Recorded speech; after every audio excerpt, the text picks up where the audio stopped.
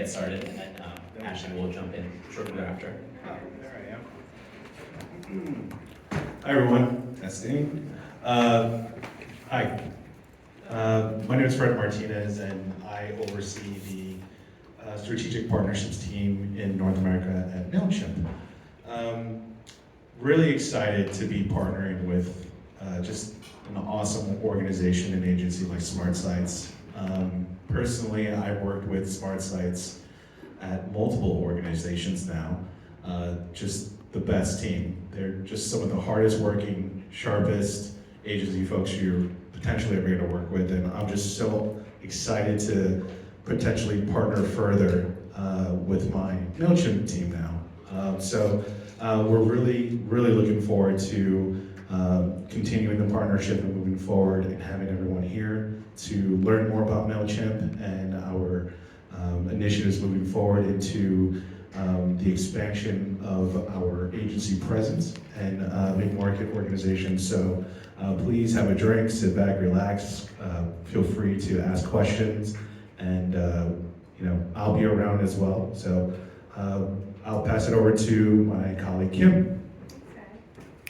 Woo! Guys, I'm Kimberly Odd. I want to admit that photo is AI, so in case it looks a little strange, that's the reason. I am SmartSites dedicated partner manager on the Mailchimp team. I'm under Fred, as he just mentioned, and our team really focuses on helping agencies grow their business. And so we're so thrilled to have you guys here today. This event series is really a workshop we do across the US to help bring together digital marketing agencies and help them grow. And also help you guys, bring in and build that loyal customer base, which is really important right now more than ever with the holidays around the corner. So we're thrilled to be here. I'm going to pass it to Ash, and we also have a pretty exclusive offer that I'll come back afterwards and share with you guys. But for now, I'll pass it out. Woo! Hi everyone. So thank you all for joining us today. My name is Ashley Ismailowski. I'm the Director of Email Marketing at SmartSites. As you heard from Matt, we are a digital marketing agency. And I, as my title might suggest, lead our email marketing team. So we launched email marketing and SMS marketing as a service about 3 years ago in response to a growing client need for better customer retention, which is very fitting for today's topic, which is going to be all about loyalty. So a couple of housekeeping items also for myself, if this is the first time you've been in the building. Bathrooms are out to the left if you need them, and the Wi-Fi code is posted around the room, also on the whiteboard next to me. If you guys need anything, you can look for the for sale on the SmartSites shirts or any of the folks that just introduced themselves. But let's go ahead and dive into things. For today's session, we're going to have 3 primary focuses. The first is going to be speaking about loyalty in general and why it does remain imperative for businesses in today's landscape.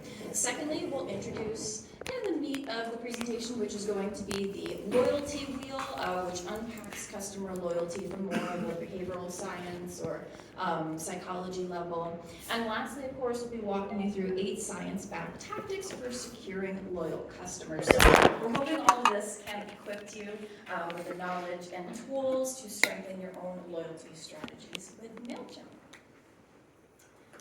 So first, customer acquisition has long been regarded as the quickest route to growth. Bringing in new customers fuels revenue, expands market share, and drives brand recognition. But as I'm sure many of you already know and have experienced, appealing to new customers is getting harder. A number of factors are complicating this path to acquisition. Marketplaces are getting saturated, buyer journeys are becoming more complex, and there's a ton of algorithmic changes every day, which complicate things for marketers. And of course, among all else is the increasing expense to break into new markets. Business Wire actually suggests that the acquisition costs have increased as much as 222% in the last 8 years. So now more than ever, customer retention is something that brands are focusing on and investing in. So when faced with these challenges, there's a need to think beyond attracting new customers, and this is where loyalty comes in.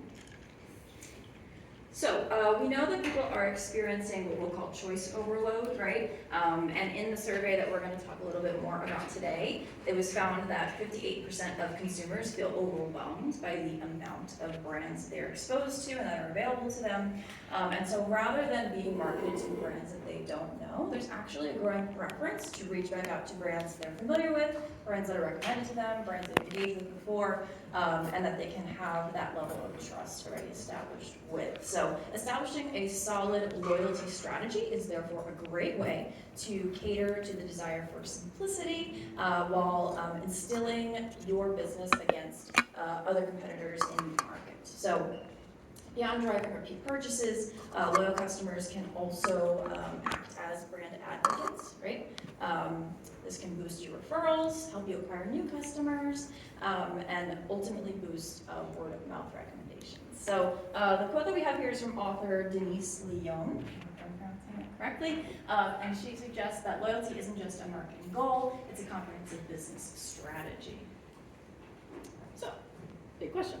What is loyalty? So to understand the underlying science behind loyal decision making, Mailchimp has interviewed experts in neuroscience, behavioral science, psychology, and anthropology. So let's take a look at what some of those specialists have said. So this one is Dr. Cyrus. He's a neuroethologist studying golden record behavioral and decision making. He says that loyal behavior is not the result of any recent cultural evolution. It is the result of hundreds of thousands of years of neurobiological evolution and basic understanding of the fundamental drivers of behavior and decision making will outlast any cultural trend. So this was the basis of Mailchimp's approach to customer loyalty, tracing this phenomenon back to its roots as like a survival behavior long before humans were considered consumers. Today, it's much easier to think about loyalty, or rather consumer choices, as rational decisions. This is an impulse guided by subconscious behavioral mechanisms, rather than an outcome of rational, considered decision-making. And to more further understand loyalty in its entirety, we have the loyalty wheel. So, the loyalty wheel condenses these cognitive drivers into 4 different principles to include reward, emotion, memory, and social interaction. Yes? Available via email? Yes, you'll have access to the slides afterwards. You're welcome to take photos if anything piques your interest during the presentation, but you guys will receive a copy of this as well. Good question, thank you. So the aim of today's discussion is not to discuss each individual thing thoroughly, but rather to give you a taste of each, and then you can actually access the report. I'll have a QR code at the end if you'd like to read a little bit more thoroughly about any or all of the topics that we suggest here. So, fun formula for everybody. Now we understand a little bit about the cognitive drivers of loyal behavior. We need to know how to drive behavioral change. So this is the FOG behavior model. This was developed by a director of the behavioral science in Stanford. And it's a useful framework for understanding the factors that influence purchasing decisions. So as we'll discuss further, motivation refers to why, ability refers to how, and prompts are all about when. So we'll dive a little bit more deeper, but if you're curious, this is kind of the driving formula that we have for tonight. Great, so let's dive into motivation, which is the first item from the wheel that we will take a look at. Diving a bit deeper, motivation represents the desire or willingness of an individual to perform a particular action, to take a certain behavior. This can be influenced by factors such as emotions, needs, desires, goals. And by identifying these, we can actually leverage them as businesses and as marketers. So 3 aspects of our loyalty wheel offer insights into how we can increase motivation. These are social interaction, rewards, and emotion. Our first, we'll call it a motivation tactic, is a sense of ownership. So this is actively engaging customers to foster a sense of collaboration. So often we're kind of thinking that, we're the ones offering something to customers that aren't really involved in our business processes, but you can actually look to instead view this as an opportunity to co-create and build stronger relationships alongside of your customers. Think of it as speaking with them, a two-way conversation, rather than just speaking at them. Here we have a number of tactical suggestions for increasing the sense of ownership that customers feel with regards to your brand. So for new customers, you could potentially include a survey, let's say in your welcome series, which is an automated sequence of emails going out to new subscribers to help better understand their preferences, kinds of content they want to see, how often they want to hear from your brand, etc. You can also use tools like click maps, for example, to understand link performance, gauge interest in different content types, brand building versus promotional content. You can test CTAs, designs, or any other factors that might be impacting your click-through rates. And additionally, you can explore more interactive experiences, such as challenges, quizzes, polls, as a means for capturing customer ideas and, of course, boosting engagement. So the goal here is to, of course, make your customers feel listened to instead of watched, right? We've all kind of received maybe those browse abandoned emails that say, hey, we saw you checking out our site. Not the best way to drive loyalty. Maybe that first time purchase, yes. But when you do want to retain those hard-earned, hard-won customers, you do want them to feel heard and not like we're just there to spy on their every online movement. So let's look at gift giving. This is the idea that we can promote organic peer-to-peer marketing through gift giving. So people are, as we know, very influenced by the opinions of others, particularly the opinions of the people that they know and trust. And gift-giving strategies are therefore an excellent way of leveraging social proof to build positive brand associations and drive loyalty. The data that was collected shows that 37% of consumers have recommended their preferred brand to a friend or family member, and only 22% have given it a gift, revealing an untapped channel for spreading the word about the brand. So how can we tap into that gift-giving mentality as a means of driving loyalty? So one way would be to create a segment of people who have purchased an item and then automate well-timed emails during peak holiday seasons or other promotional opportunities to capitalize on that. Now a segment, as we may or may not all already know, is different from a standard list or audience in Mailchimp. Those are static. They grow as people subscribe or unsubscribe themselves. And a segment is a dynamic group of users that changes based on if they meet or do not meet set criteria. So in this example, if we wanted to create a segment of people which says, hey, show me everybody who has purchased an item in the last 30 days or so, then we can issue an automated email 30 days out from purchase that says something effective, hey, come back, refer to a friend, ask them how their purchase was, ask for a review, all that good stuff as well. You can also prompt gift giving for smaller, less obvious milestones and personalized content for certain segments of customers based on products they've searched for on your Shopify store, for example. So this could be just looking to increase average order value. It could be as simple as, hey, the item that you bought requires batteries. We also sell batteries. You can add that now and it can still be shipped out to you. And lastly, you can look to target your biggest spenders, your VIP purchasers, who have made purchases more than, let's say, 3 times or spent more than X amount of money at your store with a referral offer. So this could be, hey, refer it to a friend, receive a discount. And when you have this group of users who already has come back and purchased more than once, you almost know that they're going to give your brand a stamp of approval, right? Because if they weren't happy, they wouldn't return. So in this case, I would reserve that particular offer for just those users who have come back and repurchased, but you can certainly also leverage them as a marketing opportunity. Cool, let's talk about a case study. So the sense of ownership and gift-giving tactics speak to the principles of emotion and social interaction, but motivation does also come in the form of rewards, like we talked about. So there's many ways that Mailchimp can build loyalty through rewards, from creating contests where subscribers can enter for a free gift or promotional offer, to new inventory deals, to standard discounts. And this particular brand, who is a coffee brand called Perk, they have become an effective omni-channel business using Mailchimp and leveraging the data and automation tools that are within the platform to create personalized and targeted marketing campaigns. They use customer data from their Shopify store to trigger specific email and SMS communications automatically, which enhance their customer experience and engagement. So they ran an A/B test, and they verified that the discount amounts that they offered, like 5% off, $5, or even upwards of 40% off, to determine what the optimal offering was, right? They didn't want to be over-offering discounts. And they went so far as to test whether offering the discount in the form of a dollar amount or percentage was most effective. And through optimization personalization, Perk maintains strong customer relations and boosts customer lifetime value without overselling, without overusing their discounts. So in this case, you can also leverage a tiered approach to discounts where higher volume discounts are given to users who have a higher customer lifetime value, or you can pick the times during the customer journey where those discounts are more effective.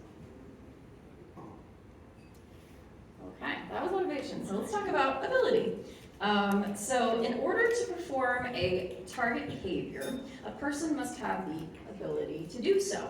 Ability is therefore a crucial factor and is an underpinning of loyal behavior. So it refers to the individual's capacity to act. So do they have the time? Do they have the resources, the skills to do a certain action? So returning to our loyalty wheel, ability relates to the behavioral elements of ease, consistency, and familiarity. So marketers seeking to inspire loyalty through ability should focus on marketing their brand more easily, to be more easily accessible, to be familiar, and to be consistent to these users.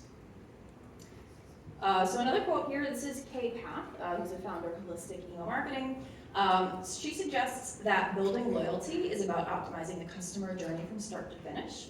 And our tactics around the idea of ability are all about removing friction from the customer journey and increasing mental availability, right?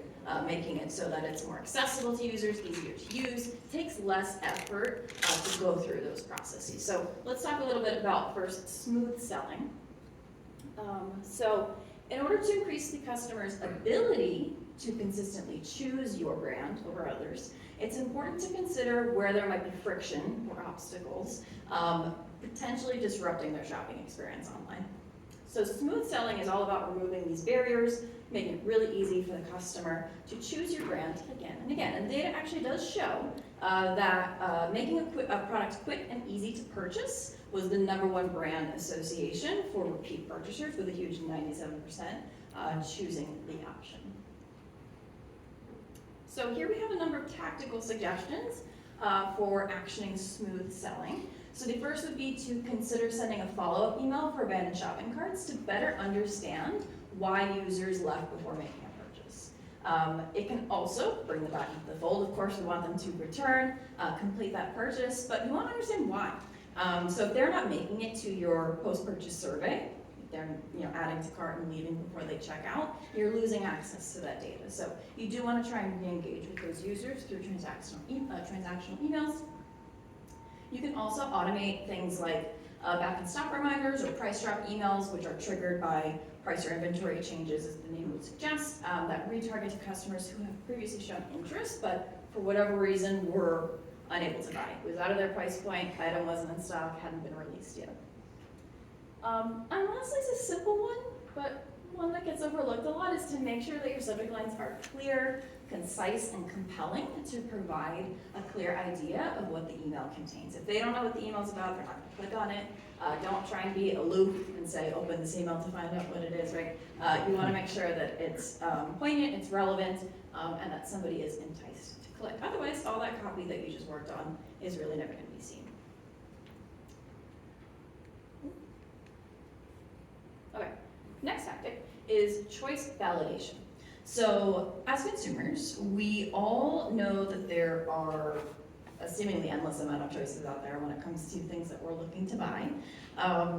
And when we do eventually make a purchase, we want to know that that shopping decision that we've made was the best one for us and best one in general. So choice validation is about reminding people of the enjoyable experiences they've had with a brand or product to validate their decision making. So, example here, one of my favorites is Spotify Wrapped. So I'm a big music lover, and I was also, fun fact, a very loyal Pandora user for many, many years. I actually still prefer their algorithm, but that's not really what we're talking about right now. The big draw is this Spotify Wrapped. You share it with all your friends, they get to see that you have amazing music taste, all that fun stuff. So this is, if you don't know what it is, it's the end of year roundup of all of your listening for the year, and you get to share what your top artists were.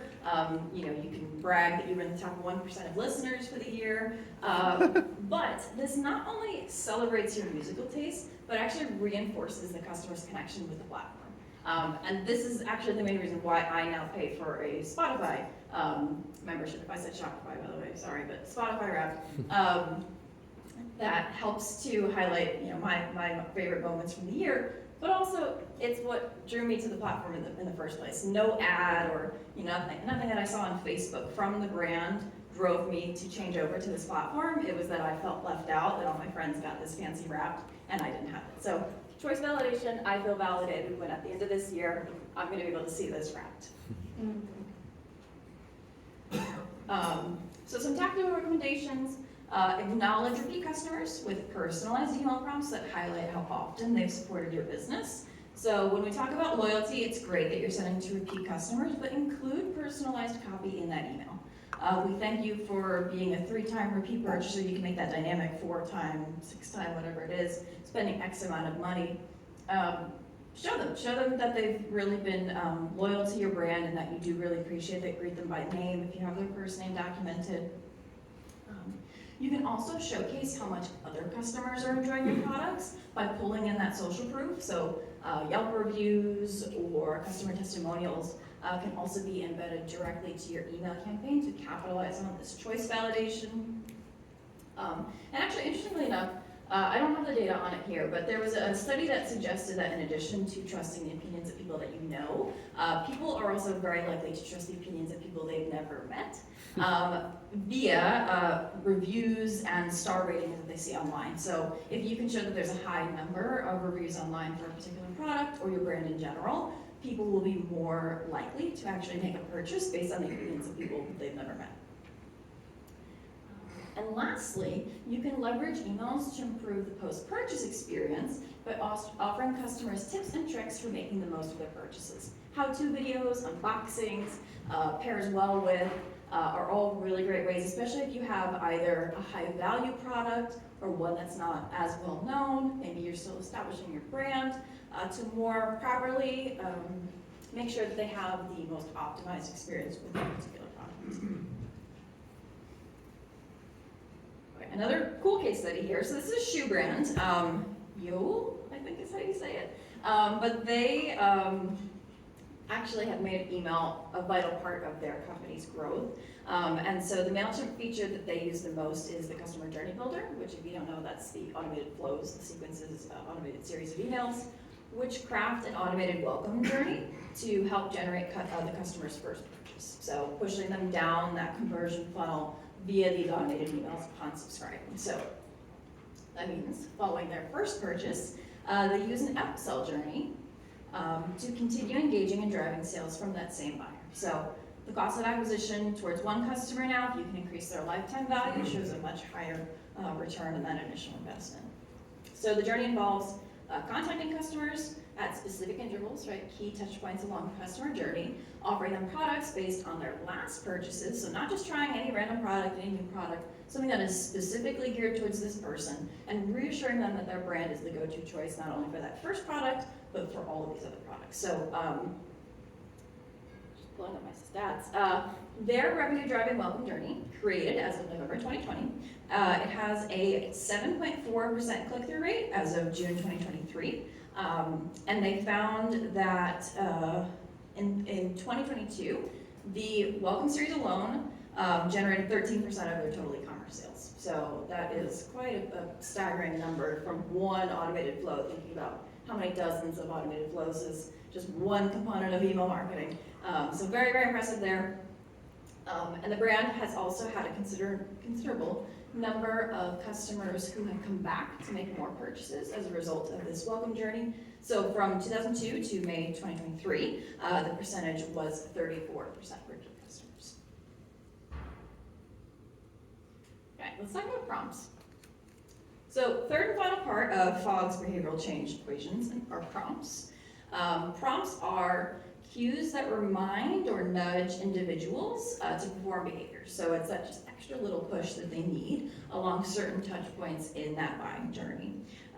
So they can take many shapes. This can be personalized email marketing to compelling CTAs or push notifications. And ultimately the goal here is to make your prompts timely and relevant. That should go unsaid with everything having to do with email marketing or marketing in general, but prompts, especially to avoid being annoying, have to be timely and relevant. So prompts are most successful when they show up at the right time. And for example, a marketing email from a beauty brand about their shampoos would be much more likely to trigger a purchase in a user who's primed to buy. So let's say I buy shampoo online. Shampoo is supposed to last me 30 washes. I wash my hair every day. You shouldn't wash your hair every day if you're a woman.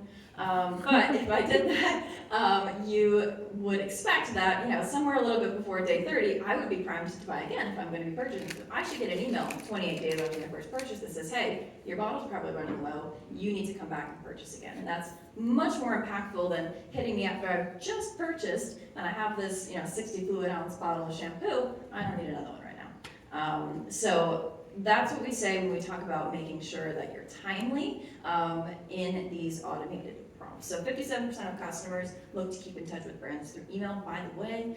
So you do want to make sure that these automated emails are timely and relevant. So let's talk about some tactics. You can drive repeat business by remarketing to first-time buyers with a pre-built automation. You don't have to lift a finger. This works in the background, just like all of the other automated series do, to ensure that your messages are coming across at exactly the right time. And you can actually use AI. Sorry if you're tired of hearing about AI, you can use AI to predict the typical buying window of your industry. So you can also promote a new product announcement to customers who have purchased a complimentary item in the last 60 days, or you can target customers who have made more than 3 purchases or purchased X amount in the last 90 days with a request to leave a product review. So all of these are timely, relevant. You would not ask a review from someone who's never made a purchase. Similarly, you would never ask a review from someone who's already expressed they've had a negative experience. And you do want to be timely in all of these various prompts. In addition to timely, you want to be relevant, which we've kind of covered, but customers are much more likely to act upon prompts that feel relevant to them. Prompts that feel irrelevant can actually just come across as annoying. So if you've ever gotten, a prompt, if you buy from an apparel brand, right, and you typically will buy women's clothing, if you get a prompt for men's shoes, unless you have a significant other, you're probably not really interested in men's shoes, so that would be hyper-relevant to a consumer who typically buys from the women's collection. But this is where making use of data integration and AI insights can really help personalize prompts to customers, and ultimately will help the prompts to land better and nudge the customers towards engaging with the brand. So in fact, 47% of all email subscribers explore new product offerings through brand emails. Tactics for relevant prompts. You can first target users with personalized offer based on their subscription preference. So similar to timely, you want to make sure that in addition to being timely, they're relevant. So you can make personalized product recommendations or offers based on past purchases, based on things they've browsed on the website, based on things people like them have purchased, so you can create lookalike audiences and such. You can personalize content for certain segments of customers based on products they've searched on your Shopify store. And you can also utilize pop-ups and embedded forms. As an email marketer, pop-ups and embedded forms are some of my favorite things, and as a consumer, I hate them. But if you do use them in a timely and relevant manner, you can use them to grow your email and SMS audiences and collect key information related to customers with personalized offers. Use it to collect birthdays. Ask them what they'd like to hear from your brand. Ask them their preference. Ask them their size. If they're comfortable sharing that information with you, it can actually help to help have them receive more relevant information later on. Okay, final case study I have for you guys.